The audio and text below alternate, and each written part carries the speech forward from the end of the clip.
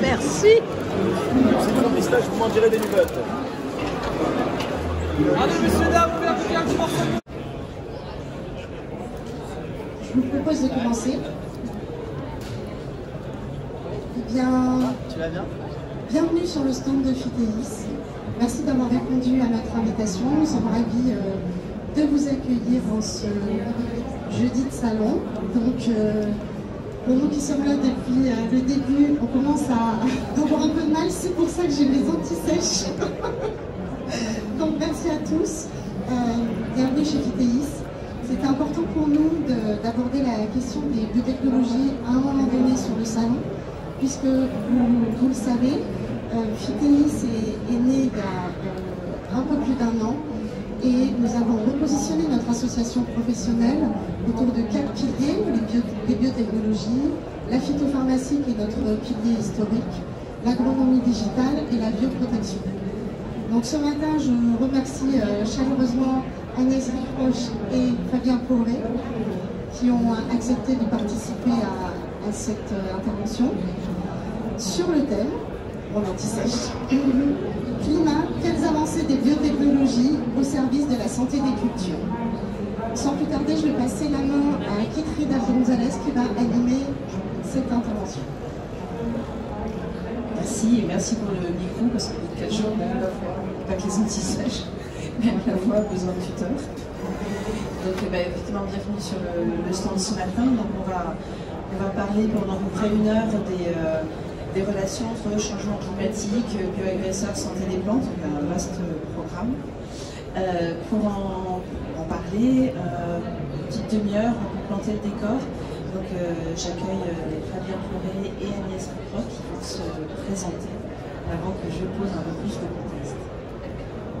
Très bien, bonjour à toutes et à tous. Merci Fitéis de m'avoir invitée.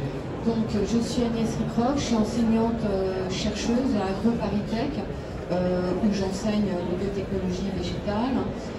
Je fais ma recherche à l'université Paris-Saclay, je suis adjointe professeure à Penn State University et je suis membre de l'Académie d'agriculture et je préside la section sciences de la vie. Et j'ai été nommée aussi au comité d'éthique de l'ordre des vétérinaires où justement les biotechnologies végétales sont aussi un sujet puisqu'elles sont appelées à entrer dans l'alimentation de l'animal. J'ai publié 6 livres sur la question, dans la transgénèse dès 1998 et nous en préparons un 7e, je suis la rédactrice en chef, dans un réseau européen, Plantid. Nous avons plus de 300 chercheurs en Europe et au-delà de ses frontières. Bonjour à tous, je suis Fabien Poré, je travaille chez Bayer depuis 2007 et depuis 2 ans je suis responsable de la sélection du colza en Europe et donc membre de la communauté R&D de Bayer et aussi aujourd'hui ici pour représenter des entreprises agro-biotechnologiques et donc j'ai aussi une approche en biotechnologie et je suis impatient de discuter avec vous de ces gens. Merci, donc moi je suis Kitrida Gonzalez, je suis directrice des affaires publiques chez Syngenta. Aujourd'hui avec une casquette Fitéis puisque je suis en bon français dans le texte Country Lead France pour les sujets biotech en relation avec CropLife Europe et donc Fitéis. Pour revenir sur le climat, je crois qu'en agriculture, il n'y a plus de climato-sceptique. Entre les pics de chaleur de l'été dernier et plus de 30 jours aujourd'hui sans pluie en plein hiver, ça y est, c'est bon, on a compris. Et on commence à mesurer aussi l'impact de ces changements sur le rendement des cultures, avec des cultures en grande culture qui stagnent, en culture spé qui commencent déjà à décrocher en termes de rendement, sachant que dans ces variations de rendement, on sait que le changement climatique, donc les stress abiotiques sont pour une grosse part. On a encore du mal à le mesurer, mais on sent également l'impact des bioagresseurs qui sont de plus en plus difficiles à contrôler. parce qu'on manque aussi un petit peu de solutions, mais également parce que le climat commence et va continuer fortement dans les années prochaines aussi à impacter indirectement la santé des plantes en impactant le développement des bioagresseurs avec des nouveaux qui apparaissent. Alors bon, il y a quelques impacts positifs, la sécheresse ça veut dire moins de limaces, bon. Mais à part ça, on a plutôt pas mal de nouveaux agresseurs. Alors bon, là, il y a la nuit noire qui a fait un passage éclair, on espère qu'elle ne viendra pas trop. On a beaucoup entendu parler de la punaise diabolique, en plus elle a un nom très symbolique. On a aussi des virus, il y a aussi des Pastilla, etc. Donc des nouveaux bioagresseurs qui arrivent. On a aussi l'extension des aires géographiques, les rouilles qui remontent vers le nord, le datura qui pose des problèmes pour le coup de santé publique importants, qui lui aussi remonte vers le nord. On a aussi l'intensification des agressions. On a avec la chaleur, des insectes qui ont des cycles plus courts, plus de cycles par an, donc plus l'exemple que me citait d'ailleurs un autre membre de l'académie, André Fougeron, la virale qui jusqu'à récemment n'avait qu'un cycle par an en Alsace, on en a aujourd'hui deux. Donc autant d'occasions supplémentaires de faire des dégâts. Et également dans le secteur des adventices, à partir du moment où on a moins d'eau, la concurrence exercée par les adventices sur les cultures forcément est plus intense. Donc changement climatique, bioagresseurs, santé des cultures, c'est un cocktail potentiellement assez explosif, surtout quand on pense sécurité alimentaire. Alors dans ce contexte-là, c'est vrai que les biotechnologies font partie des pistes d'espoir pour répondre à ces défis. Et chez Phytéis, en fait, on regarde les biotech sur trois angles. En fait. Les biotech appliquées aux plantes, mais également les biotechnologies appliquées aux bioagresseurs et les biotechnologies appliquées à la santé des sols et à la faune du sol. C'est un peu ces champs-là qu'on va explorer. On va peut-être commencer par les biotechnologies appliquées aux plantes. Donc je vais vous laisser Madame Lécroc, qui avait une vue assez exhaustive de la littérature et des recherches sur le sujet, peut-être nous dresser un panorama des champs de recherche des biotechnologies végétales, de ce que ça peut apporter comme piste de solution pour l'avenir par rapport à la santé des plantes. Très bien, merci. Alors je ne sais pas quelle définition donner aux biotechnologies. Pour moi, elle commence en 1926 avec la mutagénèse radioinduite, avec les UV et les rayons gamma. Mais peut-être que je voulais plutôt qu'on parle des dernières, notamment l'édition du génome avec CRISPR-Cas9, donc une mutagénèse ciblée. Donc depuis 2014, depuis la fameuse publication génétique chinoise sur la résistance à l'oïdium chez le blé, on peut dire que l'édition du génome a vraiment démarré dans des applications agricoles concrètes. Depuis lors, il y a eu beaucoup de publications réalisées sur la résistance à des virus, la résistance à des bactéries, la résistance à des champignons, sur une très large gamme d'espèces, y compris la banane par exemple en Afrique. Donc c'est un outil qui est développé dans les laboratoires, surtout publics. De toute manière, les publications sortent de ces laboratoires-là. Très rarement, les entreprises privées publient. En tout cas, il y a énormément de preuves de concept, comme quoi tel gène de sensibilité est devenu résistant grâce à l'utilisation des ciseaux moléculaires qu'on appelle CRISPR-Cas dans le jargon scientifique. Donc beaucoup de preuves de concept comme quoi la plante vis-à-vis d'un plan de contrôle effectivement résiste, mais de là à aller jusqu'à la commercialisation, il va y avoir plusieurs étapes, et notamment une étape incontournable, c'est le laisser au champ, parce que ce qu'il faut absolument observer, c'est que la résistance à une bactérie n'est pas un impact sur le rendement. Donc là, les dernières publications sur le riz par d'autres équipes chinoises, donc sont allés quand même assez loin. Ils ont montré qu'il n'y avait pas d'impact affecté pour le rendement, ou même la croissance de la plante.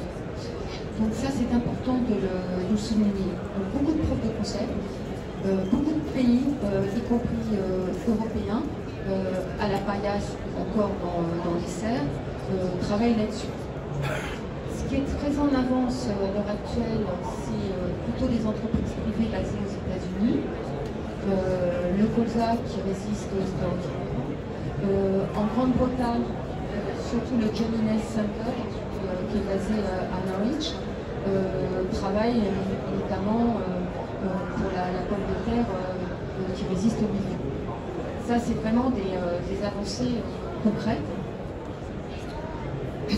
Mais indépendamment, je pense que ce qui est important de souligner, c'est très en amont la connaissance du génome. Il faut vraiment affiner cette connaissance. Quels sont les gènes qui sont impliqués dans une susceptibilité ou une résistance? Est-ce que c'est simplement éteindre le gène ou au contraire surexprimer un gène qui va protéger la plante contre son agresseur? Donc il y a beaucoup de travaux en amont sur cette génétique-là avant d'avoir ces essais au champ. Alors évidemment, là où les choses se compliquent, c'est avec le changement climatique, c'est-à-dire que la plante, effectivement, elle est affectée par le manque d'eau, par des températures extrêmes. C'est pourquoi il faut qu'il y ait aussi des études qui portent sur le comportement des bioagresseurs dans des conditions de changement climatique, c'est-à-dire des fortes températures au moment de l'impact, la réduction du stress hydrique, la réduction de l'eau qui va donc transpiration de la plante qui est quand même accentuée. Donc est-ce que la plante va pouvoir suffisamment se défendre, comprenez, face à des bioagresseurs qui sont finalement plus agressifs ou mieux adaptés à ces conditions? Vous voyez? Donc le passage de la preuve de concept à la condition du champ dans des conditions délicates de changement climatique, ça va demander du temps. Mais l'enjeu, il est très important et il y a énormément d'équipes dans le monde qui travaillent, y compris dans les pays africains. Moi, j'ai participé à Gens à un colloque, le collègue africain, qui travaille dessus. Il y a de l'argent qui vient de différentes ONG. Il y a un avenir, très certainement, avec cet outil-là. Merci, on nous a fait une transition parfaite sur les bioagresseurs. Donc j'allais demander à Fabien d'aborder les deux autres champs en fait, d'application des biotechnologies sur les bioagresseurs et sur la santé des sols. Merci. Donc je rejoins ce qui a été dit par Agnès. Les bases sont les mêmes. Il faut une connaissance de la biologie, du génome, que ce soit des bioagresseurs ou des microbes qui sont positifs pour la plante. Donc clairement, pour pouvoir travailler sur les bioagresseurs, on observe les changements au vu du changement climatique. Si je prends les cultures européennes, que ce soit le maïs, le colza, le blé, on aperçoit que les insectes sont plus présents, leur population augmente. C'est en particulier dû à l'absence de solutions chimiques qui étaient par le passé, qui disparaissent. Et en même temps, les solutions qu'on propose de résistance naturelle ne contrôlent pas la population. Donc c'est fait qu'il y a un moment où on vient dans une situation plus difficile. L'idée, c'est de se dire, si je comprends le cycle du développement du bioagresseur, est-ce que je peux trouver des outils moléculaires, biotechnologiques pour pouvoir limiter la multiplication, limiter l'implication. Donc là, on en revient au même, il faut séquencer ces génomes, il faut comprendre la biologie, il faut des efforts spécifiques. La deuxième partie sur l'interaction de la plante avec l'environnement, une partie qui est souvent ignorée dans le monde scientifique, c'est ce qui se passe dans le sol. Et donc clairement, il y a un axe de recherche, c'est d'identifier les meilleures interactions entre la plante et les microbes du sol. Donc c'est pas limité à la symbiose, mais c'est comment encourager la plante à mieux utiliser les ressources disponibles dans le sol, que ce soit de l'azote ou d'autres micro-éléments nécessaires pour une meilleure croissance et surtout une meilleure résistance aux autres microbes agresseurs. Un axe de recherche qui a été observé en particulier plus dans les semences végétales, en particulier la tomate, c'était en fait d'identifier des gènes d'agresseurs de virus, d'identifier ces gènes, de les éviter dans la tomate pour que la tomate devienne résistante comme pour un vaccin à ce virus. C'est un cas unique et limité, sachant que la tomate est cultivée en conditions contrôlées. Est-ce que c'est la voie du futur? C'est certainement une des voies, ce n'est pas la seule. Et clairement, il faut qu'on augmente notre champ d'action et je rejoins Agnès sur le fait que ce n'est pas en changeant un seul gène dans une seule plante qu'on va solutionner les choses. Aujourd'hui, la vue des grandes entreprises, c'est l'incertitude. Pourquoi on hésite à beaucoup investir, à beaucoup travailler, c'est on a eu l'expérience des OGM des années 90 où on a investi beaucoup.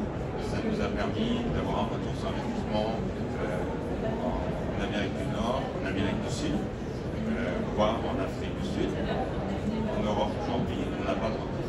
Cette incertitude fait qu'on travaille, on collabore avec les instituts pour bien voir les impacts et le potentiel du futur, mais on reste un peu en attente. Je dois. Effectivement, dans les incertitudes aussi, dans les esprits de certains, on se pose la question de savoir finalement ces techniques récentes, pour certaines pas si récentes, puisque les origines remontent à presque un siècle en fait. Et donc ces dernières techniques, en quoi elles diffèrent de la sélection des outils qu'on a vu jusqu'à présent, et en quoi elles s'en rapprochent. Comment vous pouviez nous expliquer ça, Madame? Eh bien, la grande différence, c'est la rapidité d'action. En quelques jours, vous avez une modification du génome à un endroit très précis du génome. Donc ça, justement, pour ces preuves de concept, c'est quand même très très efficace. Donc après, bien sûr, il faut que la plante se redéveloppe in vitro et qu'elle soit croisée avec des variétés élites qui sont adaptées à des terroirs et des techniques culturales bien précises. Mais c'est quand même cette rapidité-là, c'est le coût qui est vraiment très bas de faire cette modification-là. Si on peut, bien sûr, après développer au laboratoire in vitro la plante. Mais la modification elle-même, elle est rapide. C'est ça qui diffère des autres techniques précédentes. De sorte que cette nouvelle technique d'édition du génome, elle est, je dis, démocratique dans le sens où elle est à la disposition des laboratoires publics qui cherchent à avoir de l'argent, bien entendu, des laboratoires, voilà, petites et moyennes entreprises, on va dire, plutôt familiales, et surtout les laboratoires dans les pays en voie de développement. Donc ça veut dire qu'on ouvre à la diversité des acteurs l'originalité des recherches qui peuvent se faire. D'où cette abondance dans la littérature de ces articles qui sortent sur le sujet de la protection des plantes. Mais il y a d'autres évidemment questions qui sont elles aussi à adresser. Donc c'est ça, c'est cette diversité d'acteurs liée au fait que l'outil n'est pas cher. Mais là où le bas blesse, c'est quel sera le coût de l'enregistrement d'une variété si celle-ci est proposée au commerce, et si c'est le coût qu'on a à l'heure actuelle pour la transgénèse en Europe pour enregistrer une variété, c'est évident que là il va y avoir un peu de tremblement et que seules les entreprises, les laboratoires dotés de beaucoup d'argent pourront enregistrer leur dossier, leur proposition, à condition qu'elles aient pu financer un certain nombre de mesure qui sont elles aussi coûteuses. Alors que ce n'est pas le cas dans d'autres pays. Donc moi je suis plutôt en faveur, ça fait de nombreuses années que je le dis. Je pense que c'est beaucoup plus intéressant de travailler comme les Canadiens, c'est-à-dire quelle que soit la technique d'obtention, on suit une batterie de tests, des tests bien sûr au laboratoire, au champ, et le coût de l'enregistrement est le même. Il n'y a pas une discrimination entre les techniques. Et là, en Europe, on n'a pas encore pris ces poids-là. Et c'est bien dommage parce que les Canadiens, du coup, peuvent suivre l'évolution des techniques, parce que la technique qu'on a décrite depuis ce podcast, elle est appelée à évoluer. Et d'ailleurs, elle évolue déjà, puisqu'on a une publication qui porte sur l'édition des bases, même sans trace au niveau de l'ADN. Donc on est déjà dans une modification épigénétique. Je ne vais pas parler jargon, hein. Et du moins, voilà, ce qu'il faut retenir, c'est qu'il y a des progrès qui sont en train de se faire. Donc l'approche canadienne, elle est au plus près de l'évolution des techniques. Elle ne prend pas de retard. Donc il ne faudrait pas que nous, en Europe, on se mette dans cette situation-là, où on va devoir, encore une fois, importer des produits, ou alors exporter la matière prise et notre technologie ailleurs. Et je prends par exemple l'exemple, alors je peut-être ça la concurrence, mais c'est pas très grave. C'est vraiment un exemple typique d'une entreprise familiale, c'est Florimond-Després, que tout le monde connaît, qui a développé un blé qui résiste à la sécheresse. Et au combien, vous l'avez souligné, c'est un problème majeur, quel que soit le continent, qui résiste à la sécheresse. C'est une plante transgénique qui a un gène de résistance à la sécheresse issu du tournesol, qui est apparu comme ça, par une mutation naturelle, effet d'évolution. Les essais ont été faits en Argentine, il est commercialisé, il est autorisé, j'ai lu ça encore hier, au Nigeria, en Australie, dans toute l'Amérique du Nord et du Sud. C'est une technologie française exportée en Amérique du Sud. Donc c'est là qu'on voit qu'il y a quand même un paradoxe, parce qu'on se prive justement d'une matière grise. Il y a des emplois qui ne sont pas couverts en France, qui auraient pu l'être si ces technologies-là étaient basées en France et en Europe. Donc, en tout cas, moi, ça, je l'ai dit à la Commission européenne en décembre. Complément de question.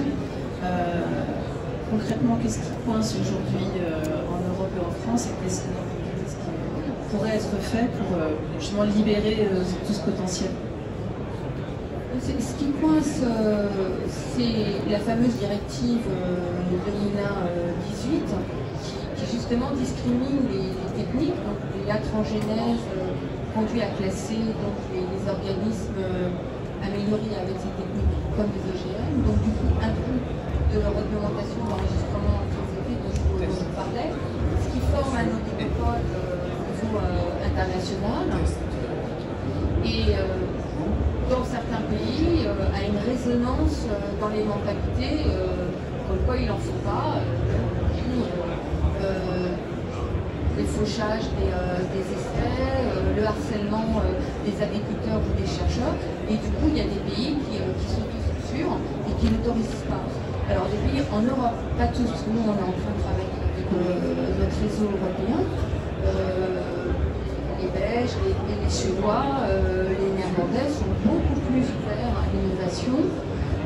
En Suède, mes collègues me disent qu'ils font des visites comme un peu nous les journées de la science aux personnes, et les citoyens et citoyennes voilà, découvrent que voilà, on a fait une transgénèse qui permet à la plante d'avoir tel et tel caractère. Il n'y a pas de barbelé, il n'y a pas de caméra, tout se fait en transparence. En Grande-Bretagne, nos amis nous ont quittés, mais on espère qu'ils vont revenir. Ils sont, depuis qu'ils nous ont quittés, l'Union européenne, investissent énormément. La BBC, le matin, dans l'émission Farming Today, on parle de GE crops, c'est les gene edited crops. comme je parlerai voilà, je sais pas moi, d'une plante qui résiste au stress hydrique, on parle des techniques. On ne s'en cache pas et ça rentre dans le vocabulaire des gens. Donc ils sont très à l'avance, les Britanniques. Donc ce qui coince, c'est notre directive, mais ce qui coince aussi, c'est au niveau politique, c'est à mon avis une non prise en compte du fait qu'on prend du retard et surtout qu'on ne libère pas l'originalité des chercheurs du secteur public en ne les autorisant pas à faire des essais. Je crois que peut-être que certains gouvernements ont été marqués par le harcèlement et les fauchages, ça je veux bien l'entendre, mais on peut aussi, par volonté politique, comme on le fait d'ailleurs avec l'énergie nucléaire, et on ne voit pas de démonstration des personnes qui seraient contre le développement de cette énergie nucléaire, de présenter des choses en disant, ben voilà, on a une résistance à la sécheresse, on n'arrête pas d'en parler à l'heure actuelle, les ministres en parlent en ce moment à juste raison, présenter des possibilités par les biotechnologies d'avoir des nouvelles plantes qui résistent à la sécheresse, y compris chez le maïs et montré du bois, je pense que ça serait vraiment la bonne fenêtre. Merci. Donc, il y a quand même pas mal d'espoir sur ces techniques. Je pense qu'on ne peut pas non plus prétendre que ça résoudra tout. Est-ce que Fabien, vous pouvez rapidement nous expliquer aussi comment, face aux différents défis, ces techniques-là s'inscrivent dans une vision plus large et chère à Fitéis de l'approche combinatoire des défis qui nous sont posés? Merci Thierry. Donc pour rejoindre ce qui a déjà été dit précédemment par Agnès, les biotechnologies ne peuvent pas solutionner tous nos problèmes. Clairement, si on pense au climat, un des points très importants, c'est d'avoir des plantes qui s'adaptent mieux au changement climatique, c'est-à-dire avoir des semis soit avancés, soit retardés, donc d'avoir des nouvelles variétés qui soient plus flexibles sur leur date de semis, d'avoir des variétés qui arrivent à maturité plus rapidement pour éviter les sécheresses d'été. Donc clairement, c'est des solutions. Les deuxième solution, c'est de travailler sur la génétique elle-même des variétés, avec des variétés qui se développent plus rapidement après le semis pour pouvoir être plus compétitifs vis-à-vis des adventices, vis-à-vis des insectes qui peuvent les attaquer après le semis. Donc c'est des pistes qui se développent. La deuxième chose, c'est l'utilisation de ce qu'on appelle des compagnons de forme. C'est pas français, mais donc c'est des plantes d'accompagnement. Donc on a la culture, par exemple le colza, et on met un deuxième colza qui est plus précoce, qui attire les insectes au moment de la floraison. Donc c'est vraiment un ensemble d'utilisation de différentes pratiques agriculturales. La troisième partie, j'ai envie de dire, c'est d'avoir une résistance partielle, soit naturelle, soit modifiée due à des technologies, complémentées par des solutions biologiques ou chimiques qui sont peut-être moins performantes que les solutions qu'on avait par le passé. Donc c'est vraiment une approche complémentaire afin d'avoir une solution aux problèmes d'aujourd'hui et du futur. Donc c'est vraiment une approche complémentaire de tous les acteurs qui vont pouvoir permettre de trouver des solutions. Merci beaucoup à vous deux. On va vous passer la parole aussi, puisque l'objectif n'était pas d'avoir un cours magistral, mais bien de pouvoir aussi répondre aux questions que vous pouvez vous poser. Donc, the floor is yours. Bonjour à toutes et à tous.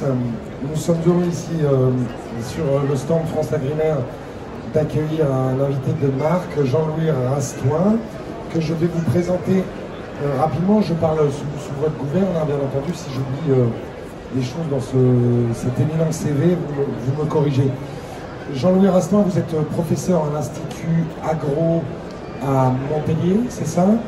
Et vous êtes par ailleurs fondateur de la chaire UNESCO en alimentation, au pluriel, dans les alimentations du monde. Par ailleurs, vous êtes aussi académicien, membre de l'Académie de l'agriculture de France, et vous êtes là donc pour nous éclairer aujourd'hui sur les tenants et aboutissants du prix des aliments. Alors, peut-être la première question, Monsieur Rastoin, qu'est-ce qui constitue le prix d'un aliment? Alors, comme vous le savez, l'humanité, depuis la naissance de l'Homo sapiens, de 300 000 ans, a vécu pendant très très longtemps de troc. C'est-à-dire, on échangeait des fraises des bois contre un morceau de viande, etc. Et il y a quelques milliers d'années, on a commencé à utiliser de la monnaie. Pourquoi on utilise de la monnaie? Parce que c'est plus pratique, évidemment, pour choisir ce que l'on souhaite que de faire du troc. Et la monnaie, ça a d'abord été des coquillages, après ça a été du tissu, plus récemment ce sont des métaux, notamment l'argent et l'or. Alors le gros intérêt, c'est que vous pouvez dire, ça vaut tant, et je peux donc l'acquérir, ou je peux fixer mon propre prix de vente, etc. Alors, cette notion de juste prix est apparue au cours de l'histoire, et comme toujours, la mère de la civilisation, c'est la Grèce, une des mères de la civilisation, au moins en Europe. Et Aristote, que vous connaissez probablement, c'est 4 siècles avant Jésus-Christ, il a expliqué qu'il y avait 2 formes de commerce. La première forme, c'est ce qu'il appelle le commerce naturel. Donc le commerce naturel, il s'exerce en fonction de ses besoins. Les besoins du vendeur, de quoi j'ai besoin, les besoins de l'acheteur, de quoi j'ai besoin, etc. Et donc ce prix est un prix qui est dénué de tout objectif de profit. Et Aristote oppose ce commerce naturel au commerce qu'il appelle le commerce marchand. Le commerce marchand, il s'effectue pour créer du profit dans l'acte de vente, dans le commerce. C'est ce qu'on appellerait la marge, peut-être. Tout à fait. Voilà, marger. C'est la marge, mais le gros problème de la marge, c'est que ça peut être excessif. Et donc, pour le consommateur, c'est une pénalisation. Alors ensuite, ça a été repris 10 siècles après, au XIIIe siècle, par saint Thomas d'Aquin, c'est-à-dire la religion chrétienne. Mais cette approche chrétienne, vous la retrouvez dans les autres religions monothéistes, c'est-à-dire vous la retrouvez dans l'islam et le judaïsme. Et il parle aussi de juste prix, par lequel on a un traitement égal entre celui qui vend et celui qui achète sans faire de profit. Donc il répète en gros ce que dit Aristote. Plus récemment encore, là on est au XIXe siècle, les économistes, donc ce qu'on appelle les économistes classiques, qui sont la source du capitalisme néolibéral qui est le nôtre aujourd'hui. Il disait que le prix de marché est optimisateur, c'est-à-dire qu'il va réaliser un équilibre entre ce que souhaite le vendeur et ce que souhaite l'acheteur. On appelle ça l'utilité. C'est la maximisation de l'utilité du vendeur. Comment? En maximisant les profits. Donc il y a une espèce d'encouragement par le marché à maximiser les profits pour un volume donné, évidemment, parce que comme vous le savez, dans les entreprises, le prix est lié au volume de ce que vous faites. Donc là, vous avez un profit qui est maximisé. Et en face de lui, il y a la maximisation de l'utilité du consommateur. C'est-à-dire que compte tenu de mon budget, etc., eh bien, j'accepte de payer ce prix. C'est ce qu'on pourrait appeler le juste prix, en fait. Oui, c'est le juste prix du marché. Ah. Est-ce que c'est vraiment un prix juste pour le coup? Non. Pour celui qui... Non. Non. Enfin, c'est un prix juste dans une transaction économique qui est acceptée par l'un et l'autre, évidemment. Mais, et on va en venir au coût caché, c'est ça. Le problème, c'est que ce prix de marché qui est fixé uniquement sur des critères économistes, dans une économie capitaliste de maximisation des profits, eh bien, il fait abstraction de beaucoup d'autres coûts, mais qui sont quand même supportés par la société.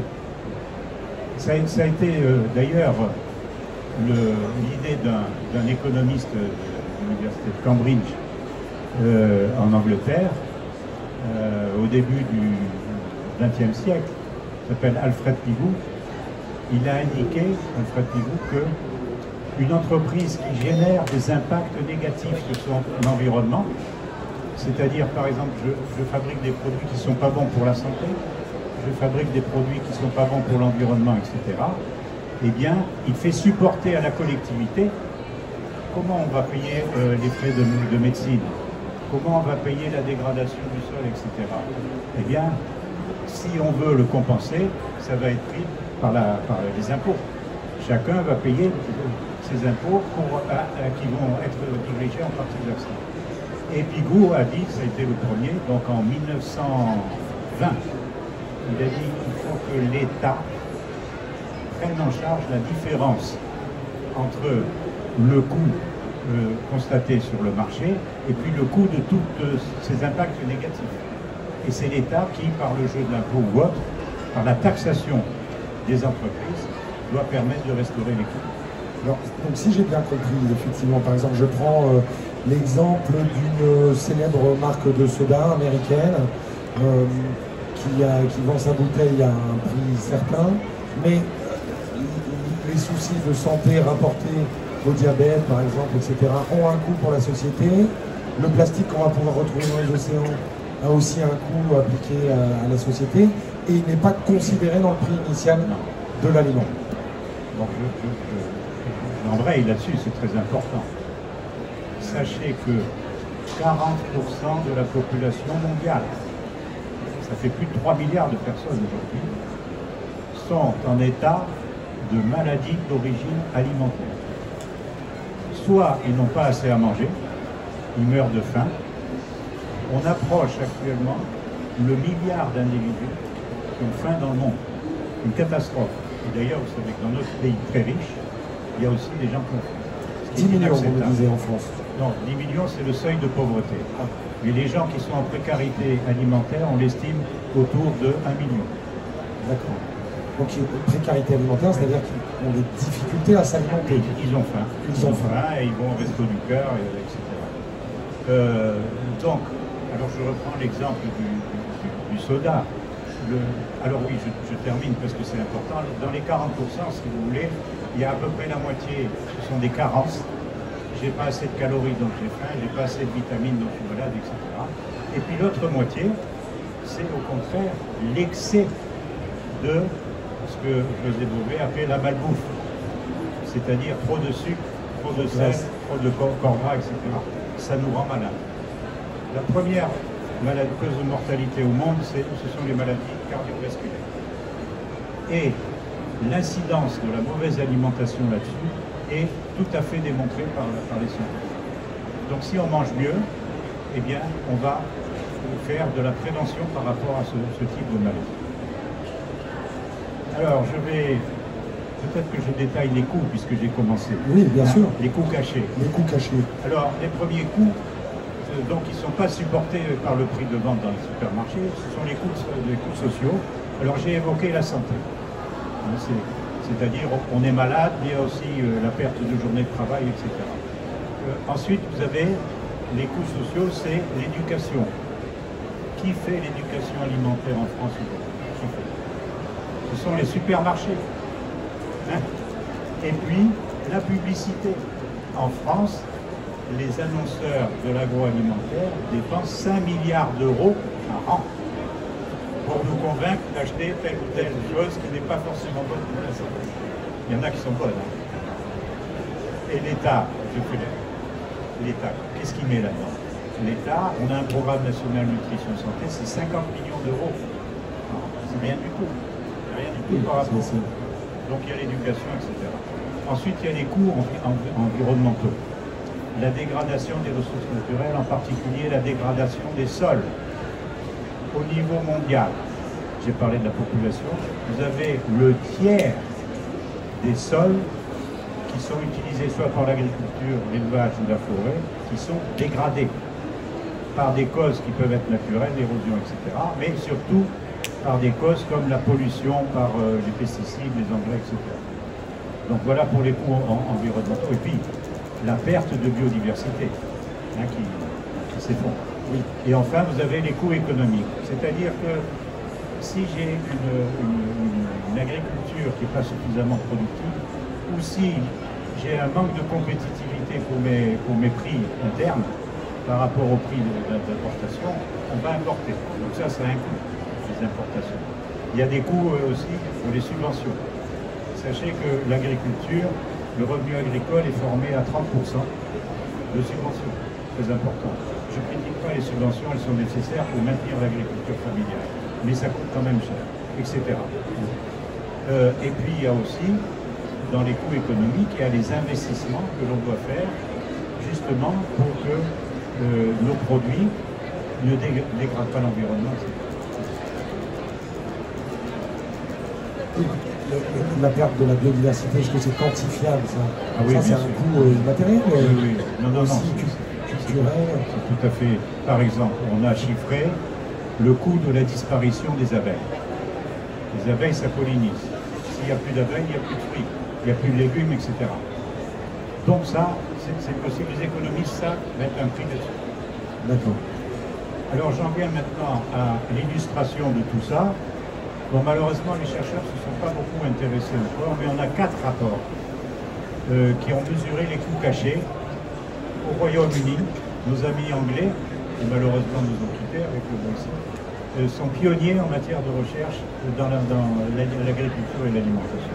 Donc vous avez un rapport du Royaume-Uni, de la Suisse, des États-Unis, c'est la Fondation Rockefeller aux États-Unis, et puis il y a eu très récemment une opération internationale qui s'appelle le Sommet mondial des systèmes alimentaires, qui s'est tenu à New York en 2021, et dans lequel on a essayé de chiffrer ces coûts cachés.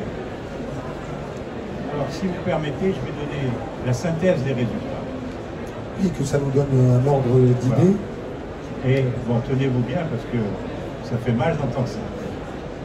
Tout le monde est accroché à son touffe. Montant, on s'accroche. Montant et répartition des coûts cachés. Royaume-Uni, Suisse et moyenne mondiale, les coûts cachés représentent l'équivalent des dépenses alimentaires des ménages au prix de marché dans ces pays.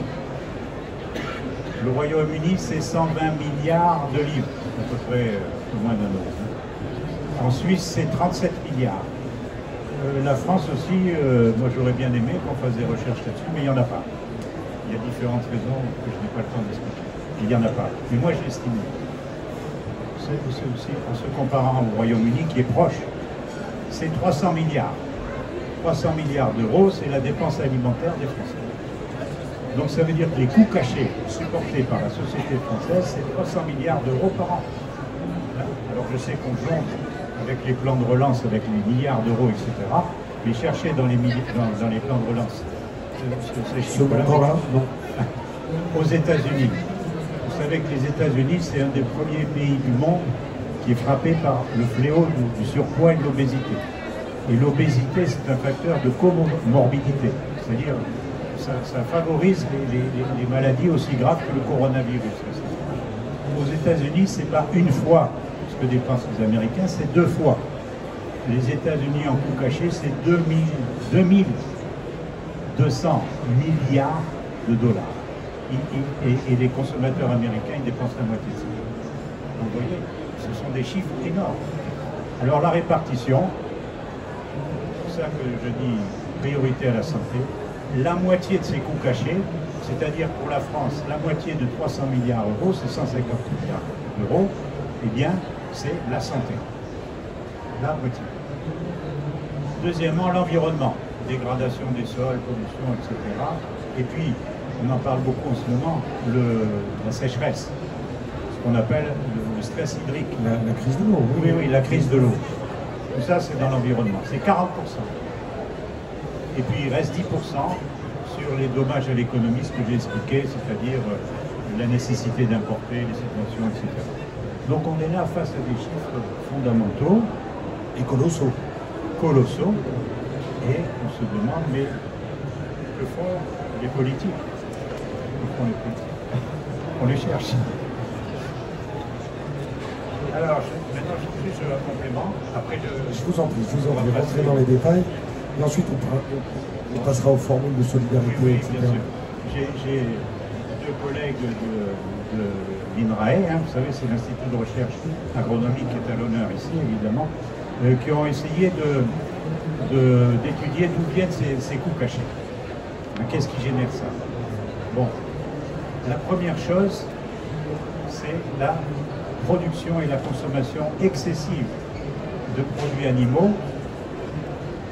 J'ai rien contre l'élevage. Moi, je ne suis pas pour la viande cellulaire. On va vous faire manger de la viande en éprouvette. Enfin, c'est très cher, heureusement, et puis c'est pas rentable économiquement.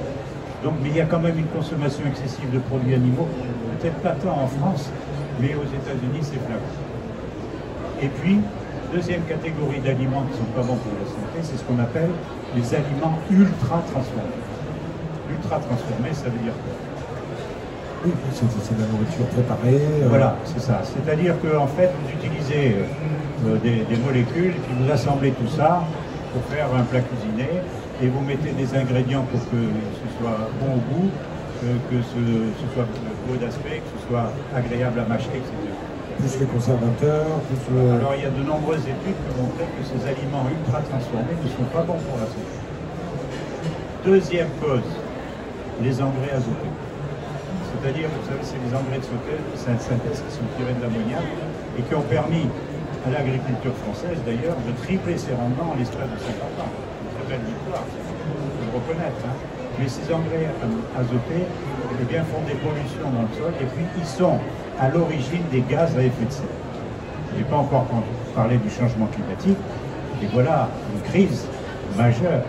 Il faudrait qu'on agisse très vite là aussi. Eh bien, une des causes, c'est le dioxyde d'azote, c'est-à-dire un gaz qui provient notamment de ça, de l'émission des engrais azotés, et qui va faire une couche qui provoque le changement climatique.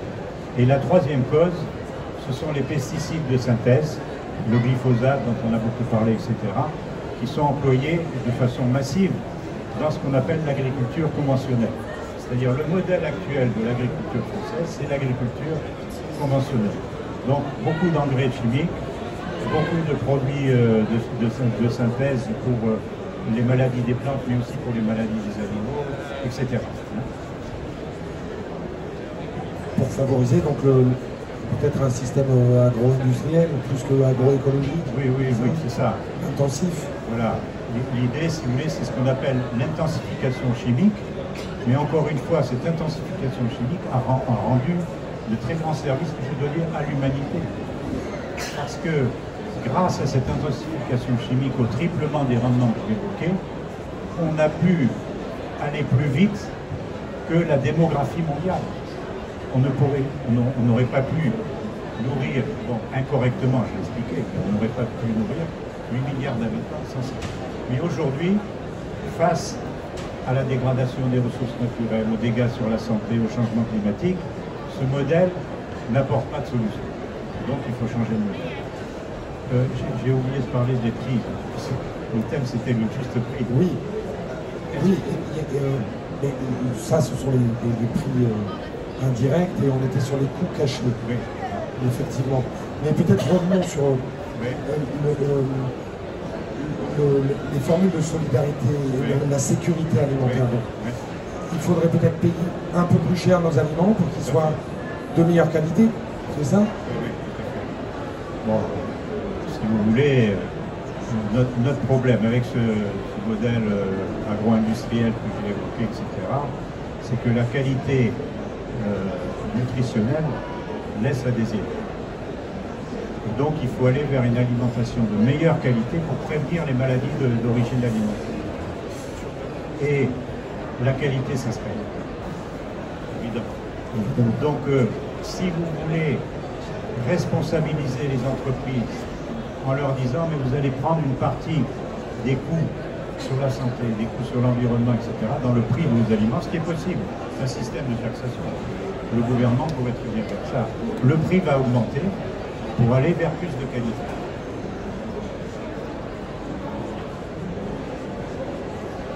Il y a un élément dans tout ça aussi qui vous semblait très important d'aborder, c'était le droit à l'alimentation. Oui. Les questions connexes. Alors, si vous permettez, je vais focaliser là-dessus un peu plus tard, parce qu'il faut comprendre des choses avant. Très bien, je vous laisse venir.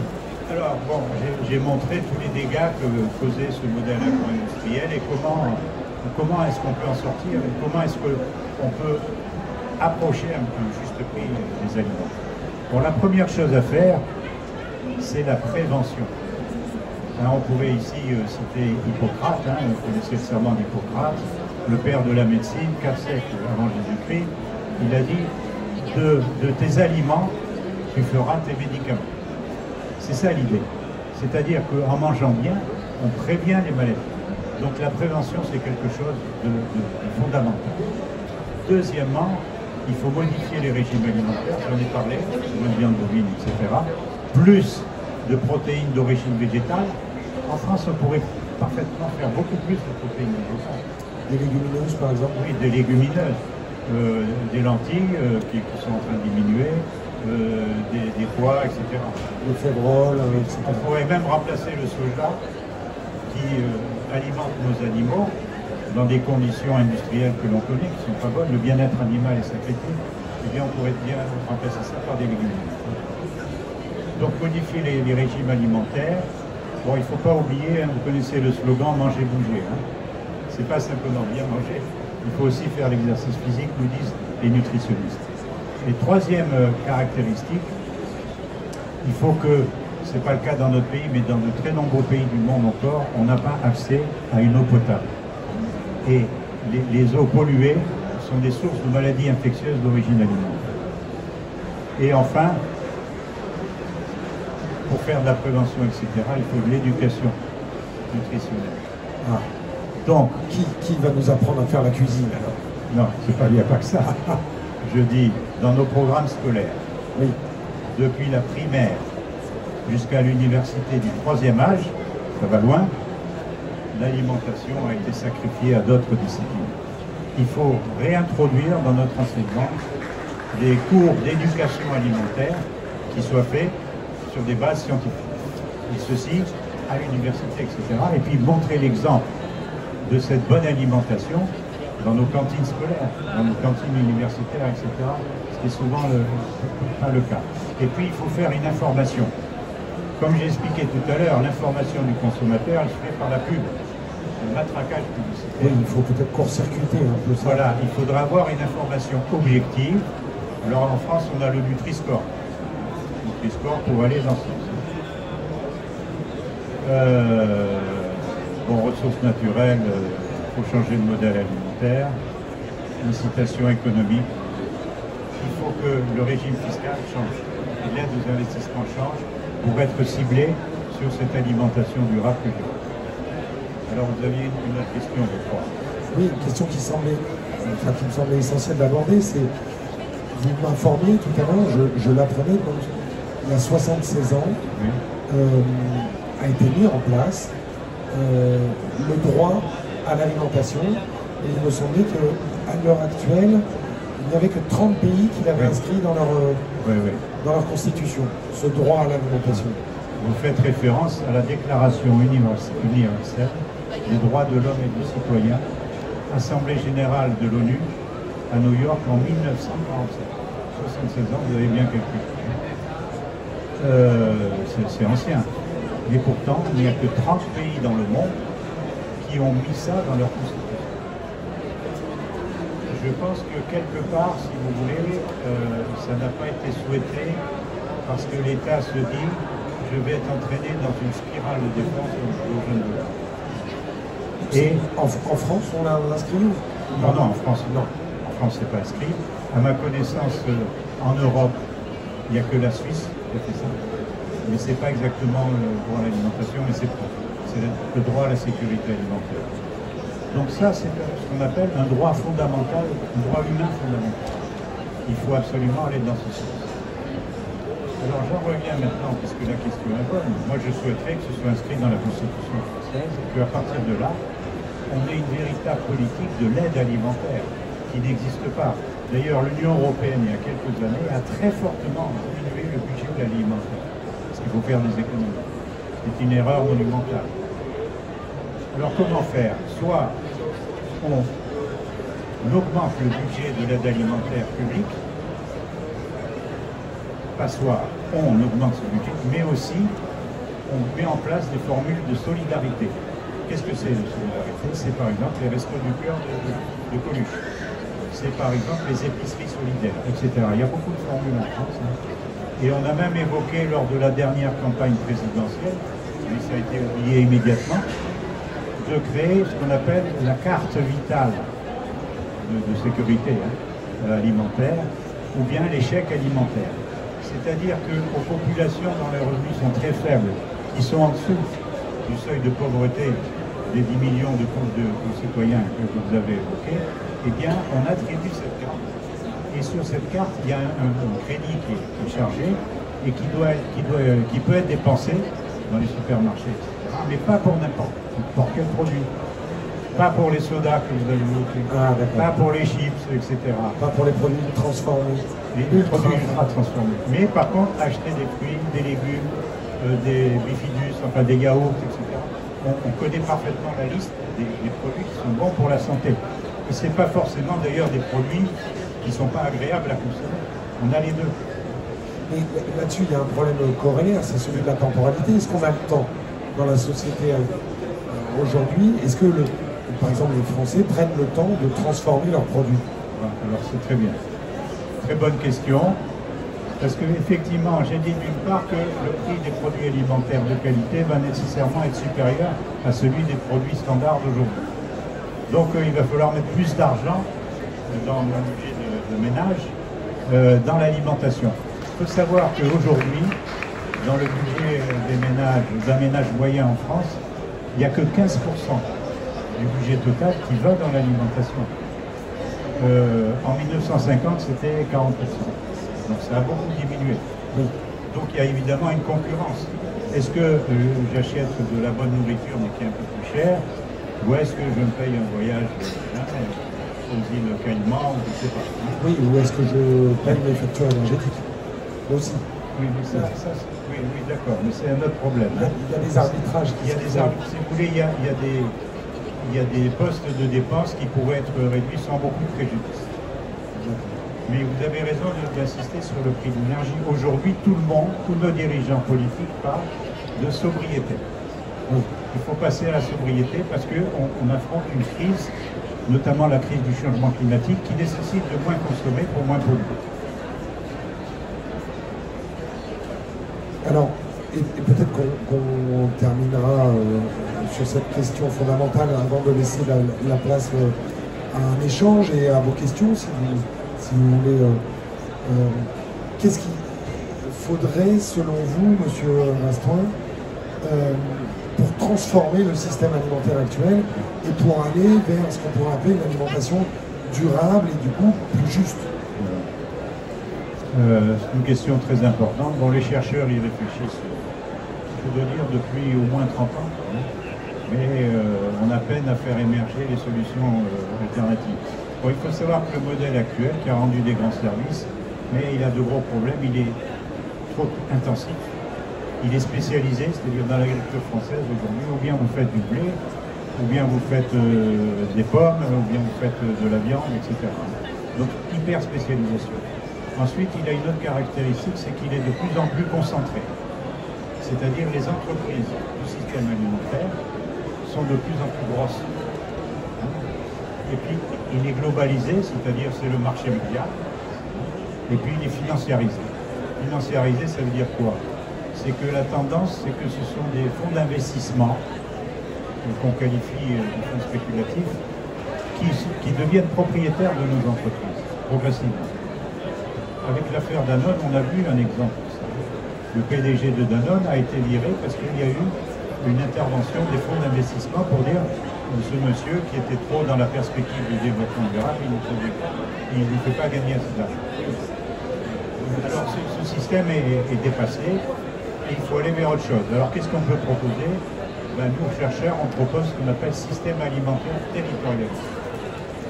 C'est-à-dire relocaliser Alors, il y a la qualité totale des aliments que vous avez évoqués à juste titre, c'est-à-dire la qualité nutritionnelle, mais il y a aussi la qualité culturelle, et c'est lié à la souveraineté alimentaire. C'est le droit des peuples à manger selon leurs coutumes, selon leur culture, etc. C'est-à-dire ne pas vouloir que la terre entière, ce soit hamburger et Coca-Cola. Bien sûr, réinvestir les territoires et leurs spécificités. Ça, c'est la première caractéristique. La deuxième, c'est l'autonomie alimentaire. Il faut que nous soyons capables de produire sur notre sol la nourriture dont nous avons besoin. Il se trouve que nous sommes gâtés par la nature en attendant le changement climatique.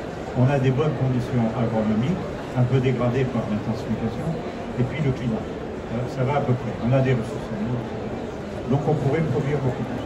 Donc moi-même, je travaille en Occitanie, à Montpellier, j'ai fait des calculs. L'Occitanie, 6 millions d'habitants, serait capable de satisfaire environ 90% avec sa production locale. Les produits occitans pourraient nourrir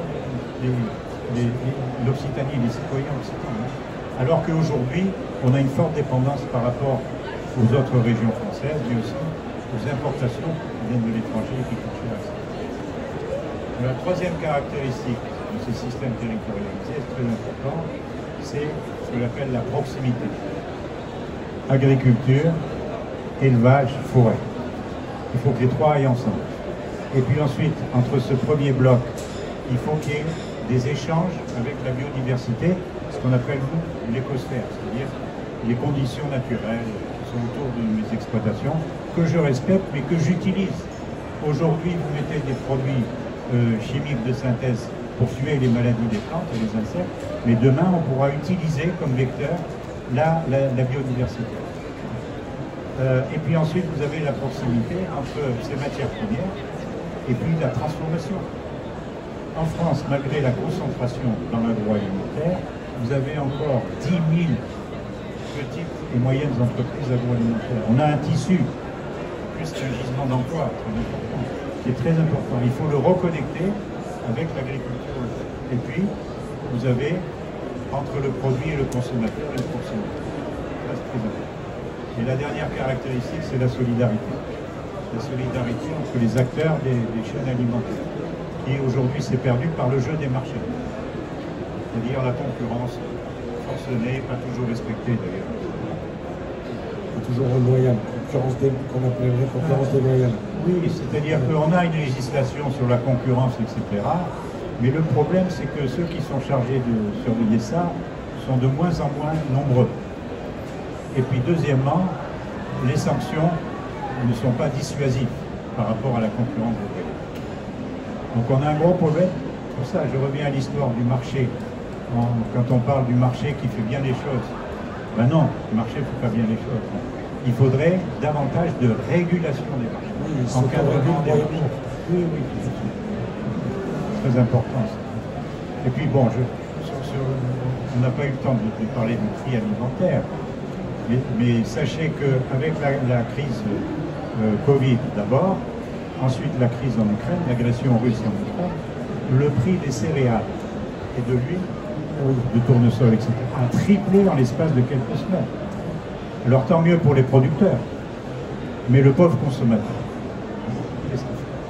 Il ne peut pas survivre. Il faut donc la solidarité internationale pour venir au secours. Est-ce que vous avez des remarques, des questions à poser à M. Rastoin? Est-ce que vous pouvez encore nous éclairer sur d'autres préoccupations que vous pourriez avoir? Alors ce concours L'équipe d'Agril a été lancé en 2018 par trois structures, l'Académie d'agriculture de France, la Fondation Avril et AgroParisTech, et puis plusieurs partenaires sont venus s'associer au projet, Terrinovia, Terrinovant, Total Energy, le groupe Synergie et la Banque Populaire. Et je vous propose de regarder une petite vidéo qui raconte ce qu'est ce prix et quel est son esprit, et après on va accueillir les lauréats.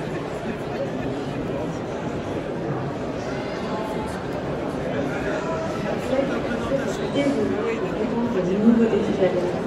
L'innovation est désormais indispensable pour accompagner ces changements et trouver de nouvelles solutions pour continuer de révolutionner le quotidien des agriculteurs. Le concours Mekitagri s'adresse aux étudiants ingénieurs de tous secteurs confondus. Son objectif est de concevoir de nouvelles technologies au service d'une agriculture et d'une alimentation durable. Pour participer, les étudiants doivent concevoir une équipe de 2 à 6 personnes, inter ou intra-école, et compléter un dossier de candidature. Le concours se déroule en 2 phases. En décembre, c'est le dépôt de dossier de candidature par les équipes. Puis après une sélection par le jury, les finalistes présenteront les prototypes de la révélation au mois de juin. 3 prix récompensent le premier prix est de 3 000 €, le deuxième prix 2 000 € et enfin le troisième prix 1 500 €. Retrouvez toutes les informations du concours sur le site internet mekitagri.org ou sur la page Facebook Mekitagri.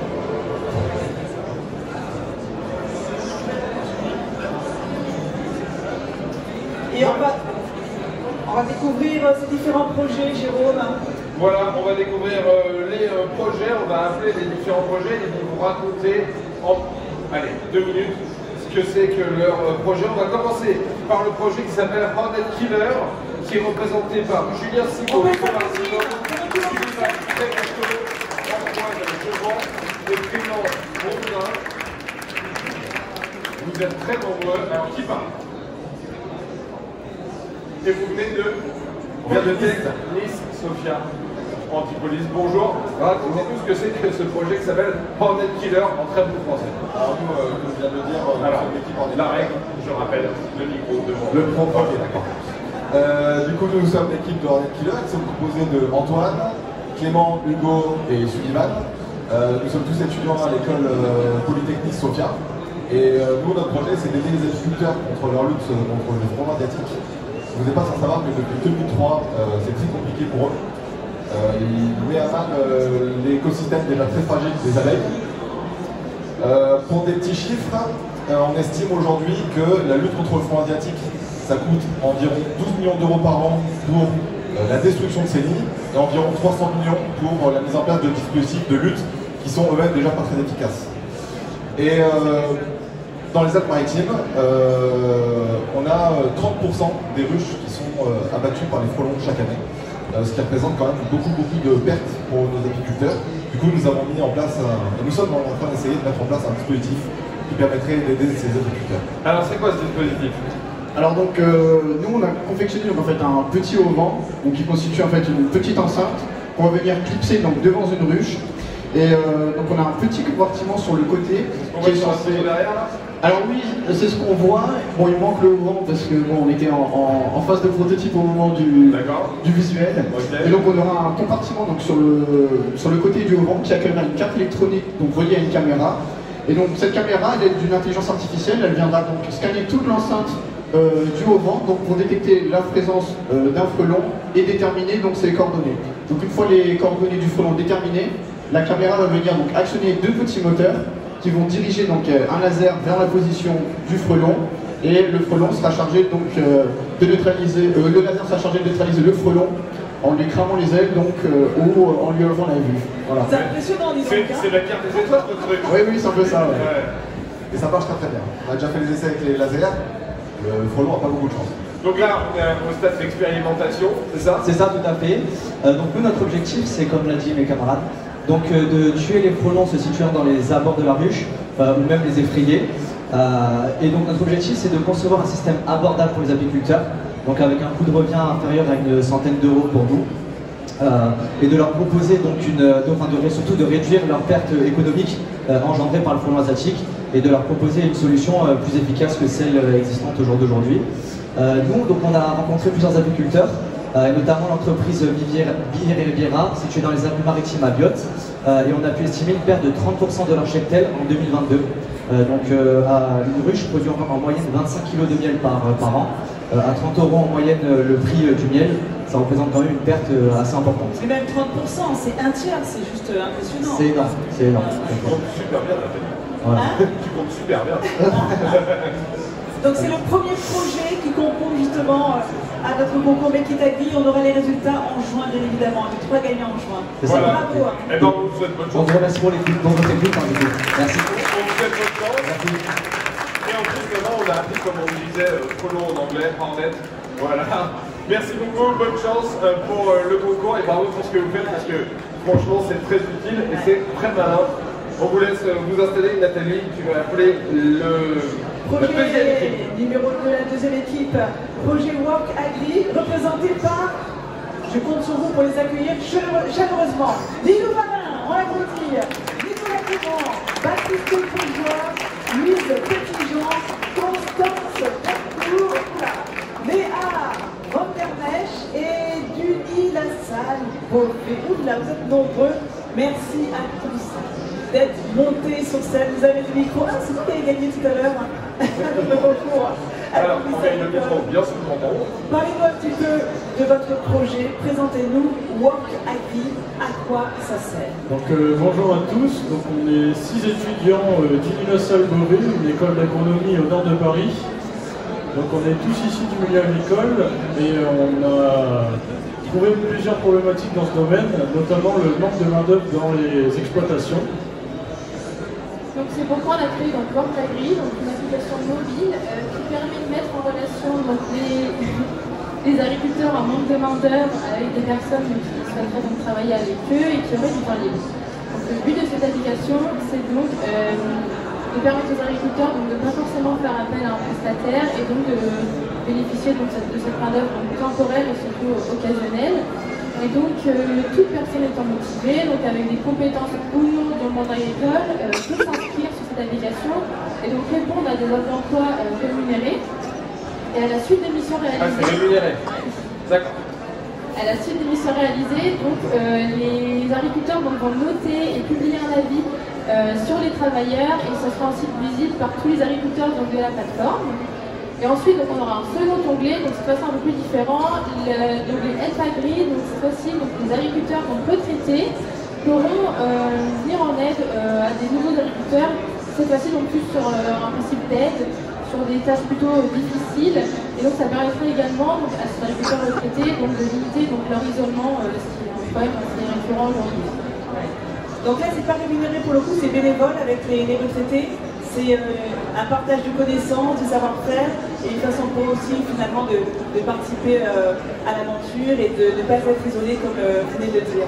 Oui, c'est ça, parce que les retraités dans le monde agricole, quand on arrête le métier d'agriculteur, c'est très dur d'arrêter du jour au lendemain. Et donc nous, ce qu'on voulait, c'est vraiment de les réinsérer dans le schéma des ressources humaines et surtout d'aider les jeunes agriculteurs et de transmettre des compétences des anciens vers les nouveaux. On en est où de cette appli dans son développement? Elle en est où? L'application n'est pas encore conçue. On attend les résultats du concours et ensuite pourquoi pas se mettre à fond dans ce projet et pourquoi pas le réaliser. Voilà, à concrétiser le projet. Merci à tous. Merci à tous. Bravo. Et maintenant, on va passer au projet acrylique avec les étudiants et les étudiantes de Centrale Supélec, Valentin Hope, Arthur Guédon et Mathieu Hatt. Bonjour à tous les trois. Bonjour à tous. Voilà. C'est bon, on m'entend? Voilà, c'est bon. Tu as bien reçu la leçon. Il y a encore cette idée de lien. Alors, c'est quoi acrylique? Alors, bonjour à tous. Moi, je suis Valentin, Mathieu, Arthur, et on est les cofondateurs d'AgriLink. AgriLink, c'est la solution qui permet aux supermarchés de proposer des fruits et légumes locaux dans leurs rayons. Le supermarché, c'est un peu le marqueur de nos achats alimentaires. Le supermarché, c'est le lieu où moi, comme 92% des Français, je fais mes courses au quotidien. Malheureusement, ce lieu évoque la simplicité, il ne rime pas toujours avec proximité et authenticité. Dans le rayon, on peut parfois manquer une histoire autour du produit ou une connexion avec son producteur. Alors comment régler ce problème? On y arrive. Chez AgriLink, j'ai appris ton pitch par cœur, mais il y a des problèmes. Il y a un petit problème. En France, 7 légumes sur 10 ils sont achetés en supermarché. Chez AgriLink, on veut proposer une solution qui résout ce problème et on veut rendre le local accessible à tous en le faisant intégrer dans les rayons des supermarchés. Alors comment vous faites l'interface entre les deux? Alors pour démocratiser le local, nous proposons une solution pour les supermarchés afin de gérer leur approvisionnement en fruits et légumes en circuit de proximité. Donc en effet, aujourd'hui, pour un supermarché, acheter en local, ça rajoute des contraintes, notamment en termes d'administratif et de logistique. Et la construction de partenariats avec des producteurs locaux demande à la fois du temps et des ressources dont ne disposent pas forcément les supermarchés. Et donc concrètement, nous, notre offre est s'articule en deux points.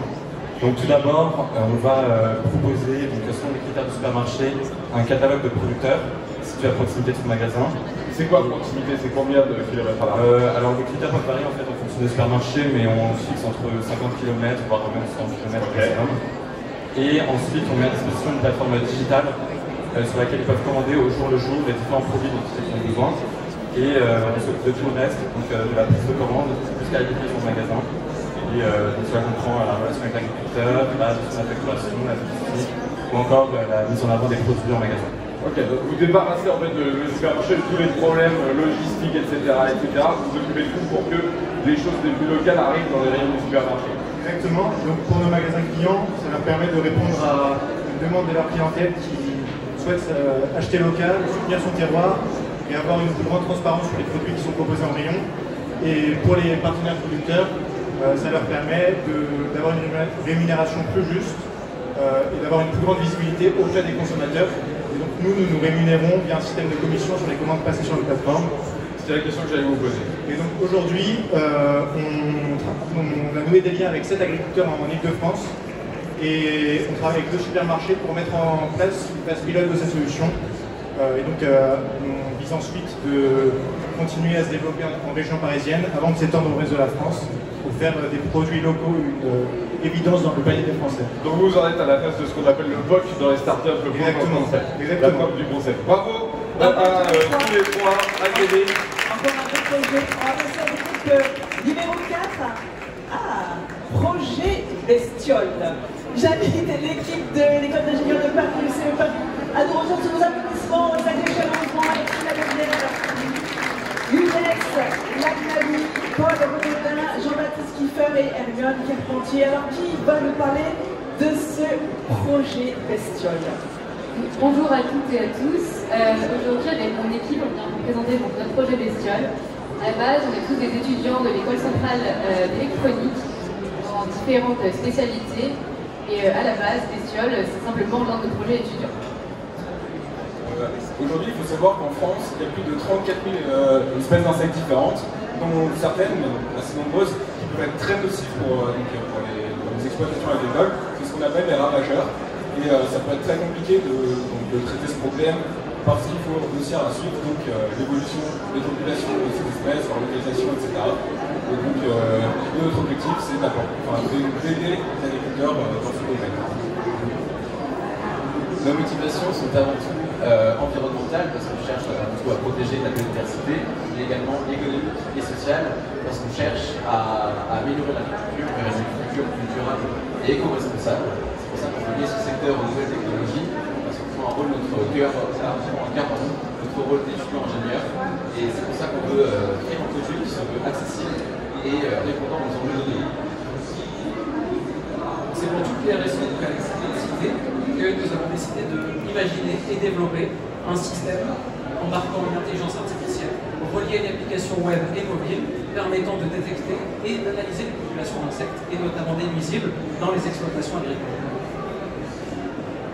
Et concrètement, fondamentalement... Alors, faut vraiment mettre le micro tout près de la bouche, tout près de la bouche. Voilà, moi je monte comme ça. Voilà. Super, je m'entendais pas, génial. Concrètement, quelques-uns de nos objectifs, c'est tout d'abord avoir un Je vais vous embêter, mais il faut coller, voilà, comme ça. La condition vous entendre même très très loin. avoir un système embarqué avec une autonomie de plus de 2 mois pour éviter d'avoir à recharger le dispositif. Faire en sorte que ce dispositif soit universel, donc adaptable à n'importe quel environnement, que ce soit un champ ou par exemple une forêt, et finalement faire en sorte que chaque utilisateur soit en mesure de choisir quelles espèces il veut détecter. Mais ça veut dire qu'on photographie, comment ça se passe pour détecter? Parce qu'on a une photo derrière nous là, comment ça fonctionne concrètement? C'est une application, ça se met sur un smartphone, sur un autre outil, comment ça marche? Ça va être une boîte qui va être qui va posséder une carte électronique. Donc il va posséder une intelligence artificielle qui va être dans l'exploitation, donc soit dans les champs ou n'importe où, et qui va prendre de temps en temps les photos, et l'intelligence artificielle va reconnaître les bien sur cette photo. Et vous prévenir s'il y a un intrus. Exactement. Mais donc c'est juste pour reconnaître les insectes. Tout à fait, c'est pour la prévention, la détection et de l'étude des populations. Ah ben voilà, on a bien compris. Merci beaucoup. Un grand bravo pour ce nouveau projet innovant. Et on va passer au projet suivant. J'imagine qu'on dit CI by Intracontrôle. On va accueillir Johan Taille, Anthony Moreau, Théo Guérou, Juliette Bulch-Rosier et Jérémy Roustecher. Bonjour. Alors vous venez de Julien HEI. Est-ce que déjà c'est bien Sali? Sali. Comment vous le sentez? C'est pas ça. Non, c'est pas ça. C'est ça ton hésitation. Ok. Racontez-nous. Alors du coup, Sali, c'est un projet étudiant que l'on fait au sein de notre école. Donc, Sali, c'est un robot autonome qui permet d'optimiser l'utilisation et la quantité d'intrants qui sont déversés dans les exploitations maraîchères. Aujourd'hui, notre projet, Sali, veut aider les exploitants, les maraîchers, à optimiser la quantité des produits chimiques qu'ils utilisent dans leurs champs, etc. Donc Sali, il est basé sur un système de GPS et de caméra. La caméra, elle, qui sert à visualiser l'état des plants, à visualiser si elles sont infectées de maladies, etc. Pareil avec l'intelligence artificielle. Le GPS permet de se géolocaliser et permet de rendre le robot Sali donc autonome. Et voilà. Et il permet de faire plein de belles choses. Mademoiselle. Pas beaucoup de choses de plus à ajouter. On est vraiment parti sur un robot pour traiter les salades et minimiser les quantités d'intrants pour économiser toute la partie environnementale à l'agriculteur et même d'un point de vue économique pur et financier. Il a quelle tête ce robot? Il ressemble à quoi? Il fait quelle taille juste pour son Pour l'instant, pour vous donner un ordre d'idée, il est monté sur chenille avec sur 30 cm de haut par 50 cm de long. Et au-dessus, donc on a la cuve d'intrants et tout le système électronique. Donc ça veut dire qu'il va venir mettre des intrants pile quand il y en a besoin, au moment où il y en a besoin, dans la quantité qu'il y en a besoin et pas en permanence. Exactement. C'est ce qui permet de faire les économies financières en intrants et de faire attention à l'environnement, etc. Et ce concours, alors, il va vous permettre, si vous gagnez ce concours, ça vous permet de faire quoi par rapport à ce robot? D'avancer de quelle manière?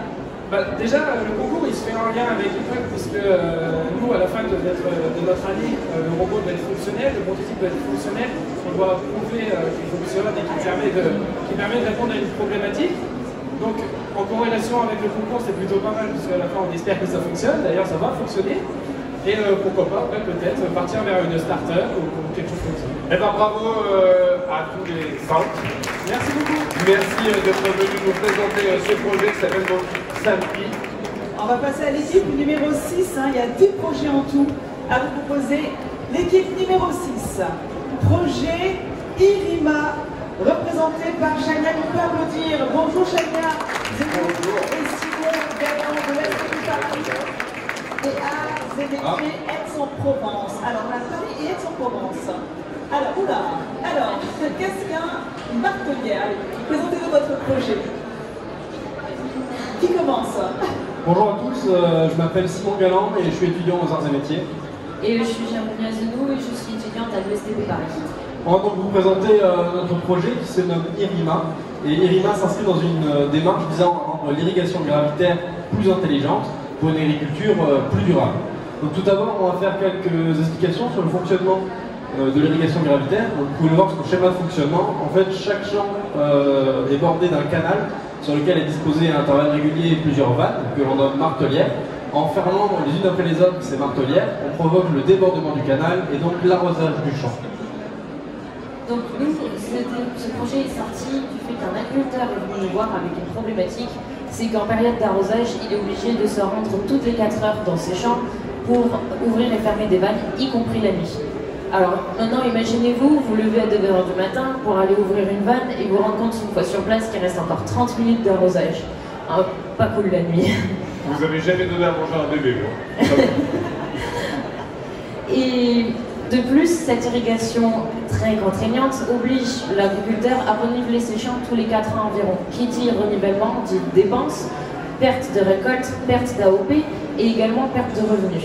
Mais surtout, ce qu'il faut souligner, c'est que lorsque l'agriculteur dépasse de 8 minutes l'arrosage de ses champs, alors sur une exploitation moyenne de foin de Cros, il gaspille l'équivalent d'une piscine olympique d'eau.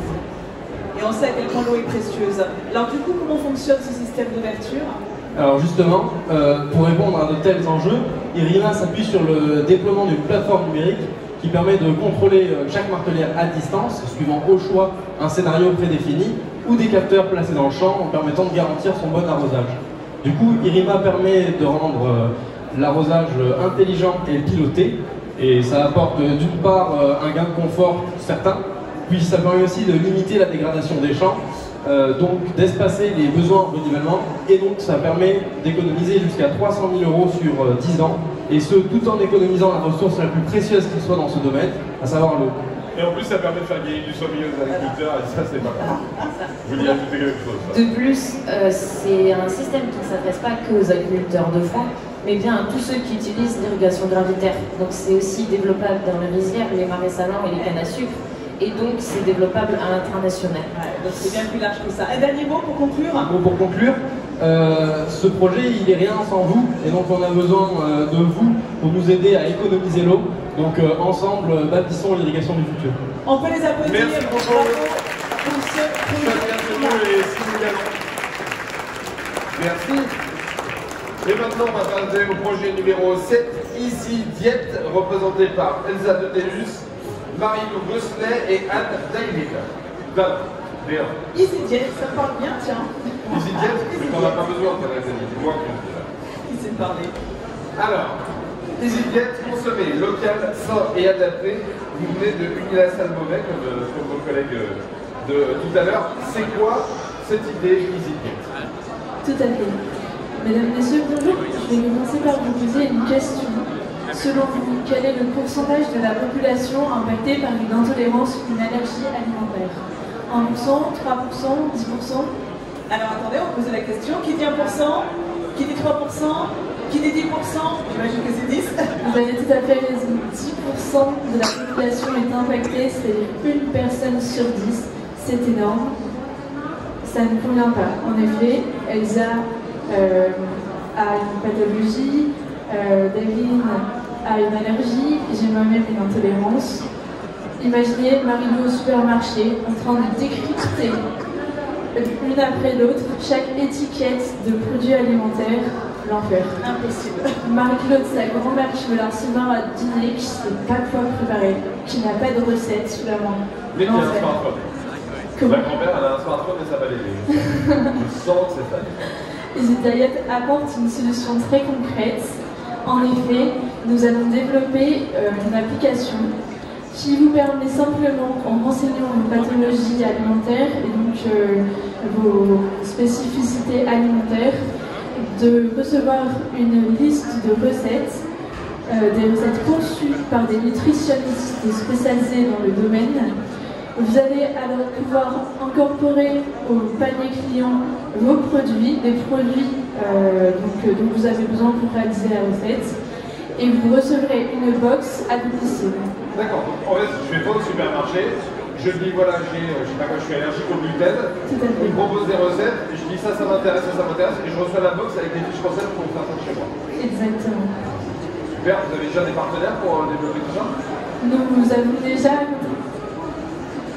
Il faut laisser le micro. On a commencé effectivement à regarder notamment en Ile-de-France parce que nous c'est là où on aimerait le faire. Parce que c'est là où en fait on a une population de gens qui sont plus aptes à commander sur ce type d'application parce qu'ils n'ont pas forcément le temps justement d'aller consulter toutes ces étiquettes et de faire leur cours. Et puis ce qui est plus simple en Ile-de-France, j'imagine, il y a plus de monde et c'est plus simple à développer. Et voilà. Et c'est là aussi où en fait on aimerait bien apporter plus de local parce que en fait l'Île-de-France c'est un endroit où les gens ont du mal à aller chercher le local et on aimerait bien ramener du local à la population d'Île-de-France en fait. Là on a commencé justement à voir avec des fournisseurs et des magasins producteurs qui sont notamment au 91-78. Ah, tu voulais ajouter un mot? Non. Eh ben bravo, on espère que ça va donner beaucoup de chance pour ce concours d'équipe agri. Merci d'être venu nous présenter tout ça, Nathalie, projet suivant. Oui, projet Wealth Earth. Représenté par... Non seulement t'es pas en mais en anglais. Est-ce que je prononce pas les noms? Excusez-moi. C'est bien Victor Lescroix. Les Croix. Evan, ou Evan, c'est bien ça. Araujo et Pierre Collet, ça c'est simple, de Julia ISA, qui est une école d'ingénieurs, je crois, dans le nord de la France, c'est ça, à Lille. Alors, on va vous donner tous les 3 micros, comme ça chacun aura son micro, et vous allez pouvoir nous présenter à 3. Voilà, qui veut commencer? Donc bonjour à toutes, bonjour à tous. Comme vous l'avez dit, nous sommes Evan, Pierre et moi, Lisa, 3 étudiants de Julia ISA à Lille, et nous sommes les co-créateurs de Welfare. Donc en tant que consommateur de produits bovins, nous nous posons régulièrement la question du bien-être animal des animaux d'élevage. Il faut savoir qu'en France, selon le ministère de l'Agriculture, il y a 150 000 exploitations dédiées à l'élevage, dont 48 000 à l'élevage bovin viande et 35 000 à l'élevage bovin lait. Et que le bien-être animal est devenu primordial dans ces systèmes de production. De plus, un animal stressé ou dans un état de mal-être peut avoir des conséquences ou des impacts sur sa production. C'est pourquoi nous nous sommes demandé comment améliorer le bien-être animal avec l'utilisation des nouvelles technologies. Comment prendre soin de nos vaches grâce aux nouvelles technologies? Alors, on a envie de savoir. Voilà, alors sur le marché, il existe déjà plusieurs solutions qui permettent de gérer le bien-être animal. On a remarqué que ces solutions étaient surtout axées sur la performance. Et le bien-être animal, c'est une notion assez subjective et on ne sait pas comment l'estimer. Donc notre projet Welfare que nous avons conçu est un système de capteurs non invasifs qui se situe au niveau de la boucle, à l'oreille de la vache. Et ce sont des capteurs de fréquence cardiaque et de géolocalisation qui vont permettre, sur une application en temps réel, de situer un niveau d'inconfort ou de stress de la vache et de pouvoir agir en conséquence. Elle va recevoir une notification avec ses parts ici comme ça.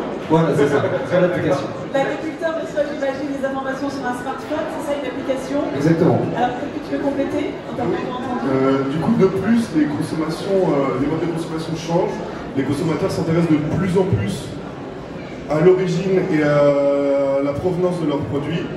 Pour aller plus loin, grâce à l'outil Welfare, des données accumulées durant le cycle de vie d'un animal et des données en plus grâce à l'audit d'exploitation par exemple, on pourrait créer une étiquette de bien-être animal comme par exemple le Nutri-Score qui existe déjà actuellement.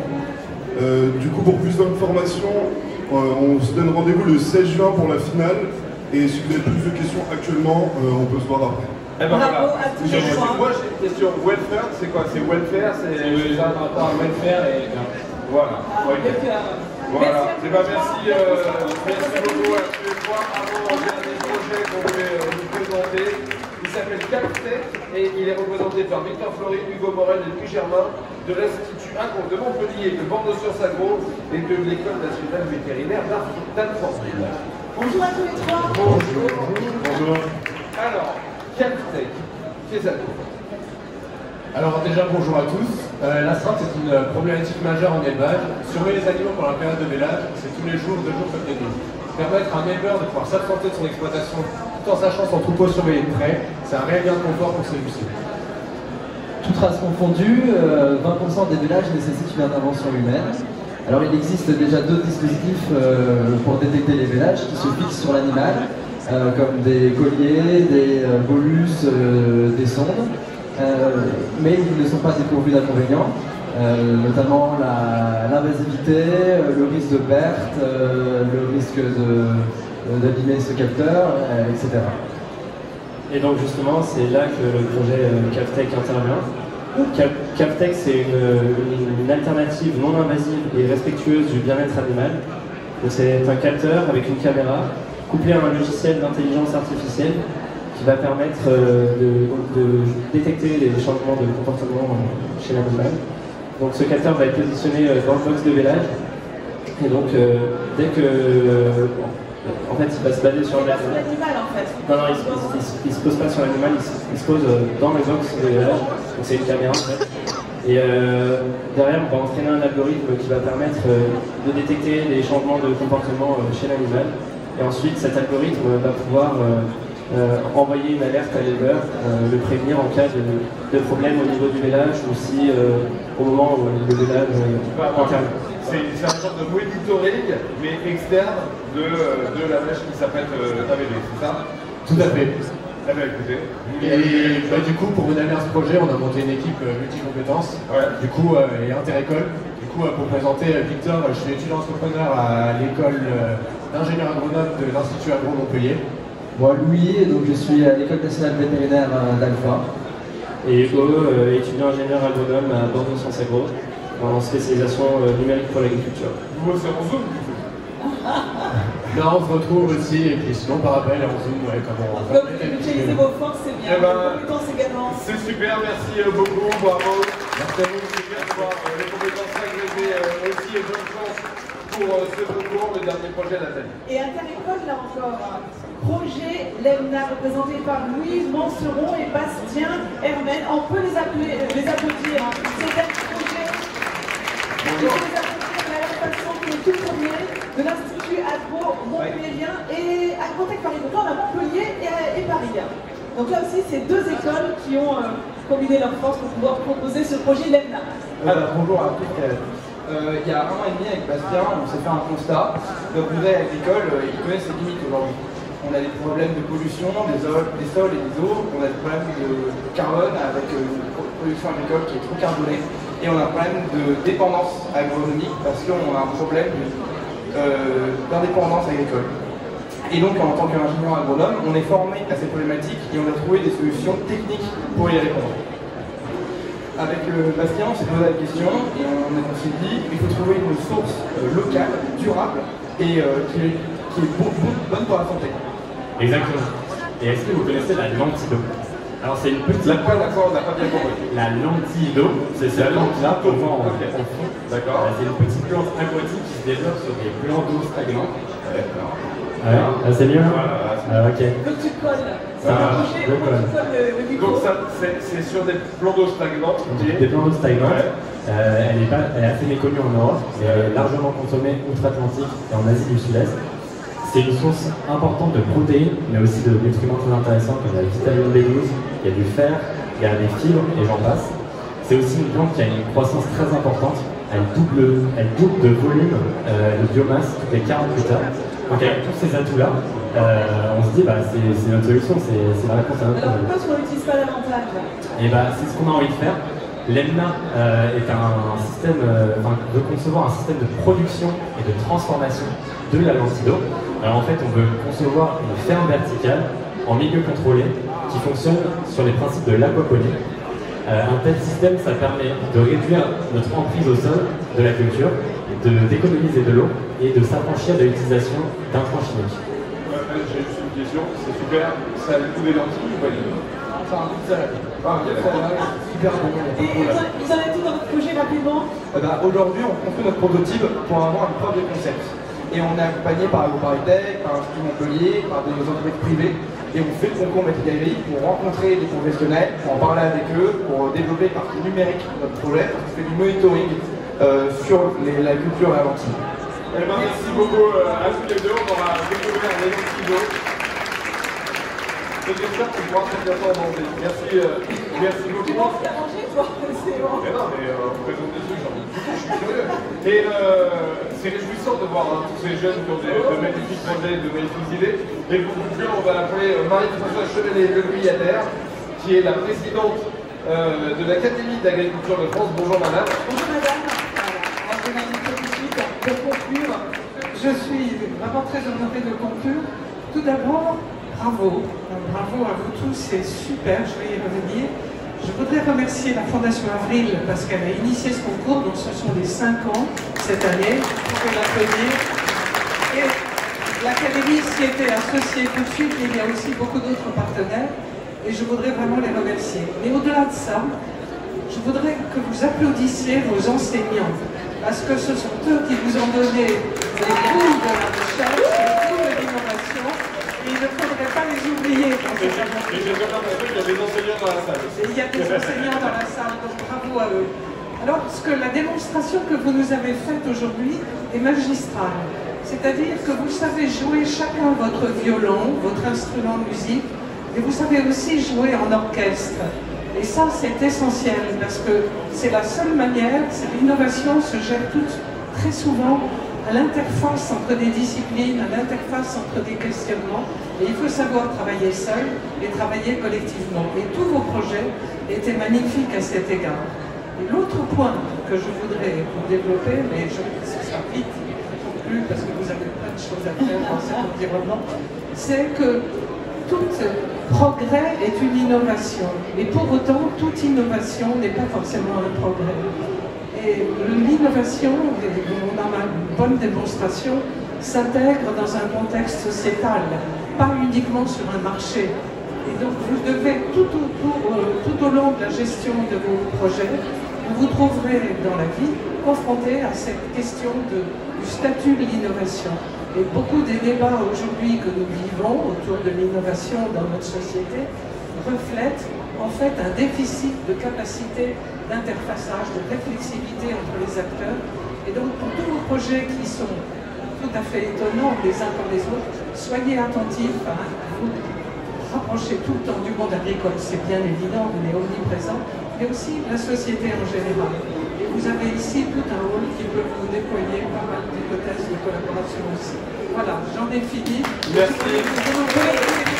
Vos précieux conseils, à noter vos précieux conseils de vos élèves, à bien écouter tout ça. Merci beaucoup Marie-François Chevalier de Guyadère. Voilà, merci à tous ceux qui concourent à ce concours d'équipe agri 2023 d'être venus pitcher ici sur scène. On sait que c'est jamais facile de le faire, et surtout dans le temps contraint et qu'on vous presse un petit peu. Donc bravo à toutes et à tous, et on va leur dire bonne chance à tous ces étudiants. Le résultat, c'est le 16 juin. Vous avez encore du boulot, mais allez-y, on croit en vous, et à très bientôt. Au revoir.